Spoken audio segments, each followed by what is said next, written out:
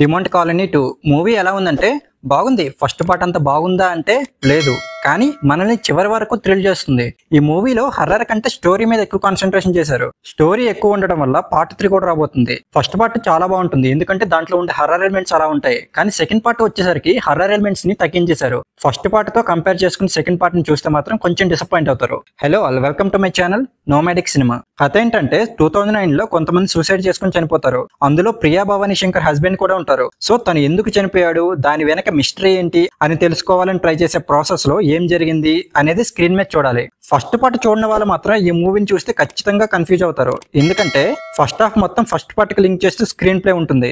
So first part మాత్రం ఖచ్చితంగా చూడాలి. క్లైమాక్స్ మాత్రం చాలా ఇంపార్టెంట్. ఫస్ట్ హాఫ్ మొత్తం స్టార్టింగ్ నుంచి ఇంటర్వెల్ వరకు చాలా ఫాస్ట్ గా ఎక్కడ బోర్ కొట్టకుండా స్క్రీన్ ప్లే ఉంటుంది. అలాగే కన్ఫ్యూజింగ్ గా కూడా ఉంటుంది. అంత మంచి ఫస్ట్ హాఫ్ అయ్యాక సెకండ్ హాఫ్ మీద చాలా ఎక్స్పెక్టేషన్స్ పెట్టుకుంటాం.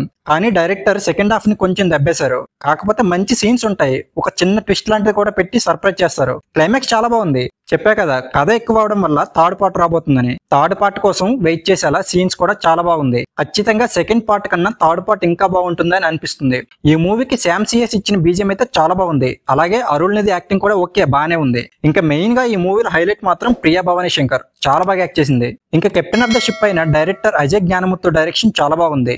9 years తర్వాత వచ్చిన మూవీకి సీక్వెల్ అయినా చాలా బాగా థ్రిల్ చేశారు. కొంచెం సెకండ్ హాఫ్ మీద కేర్ తీసుకుని ఉంటే ఇంకా బాగుండేది. ఇప్పుడు కూడా బానే ఉంది. థర్డ్ పార్ట్ మీద ఇంట్రెస్ట్ క్రియేట్ చేయడంలో సక్సెస్ అయ్యారు. కొంచెం తొందరగా థర్డ్ పార్ట్ వస్తే బాగుంటుంది. ఇంకా ఓవరాల్ గా మూవీ గురించి చెప్పాలంటే ఫస్ట్ పార్ట్ అంత హర్రర్ ని ఎక్స్పెక్ట్ చేయకుండా వెళ్ళండి, ఖచ్చితంగా థ్రిల్ చేస్తుంది.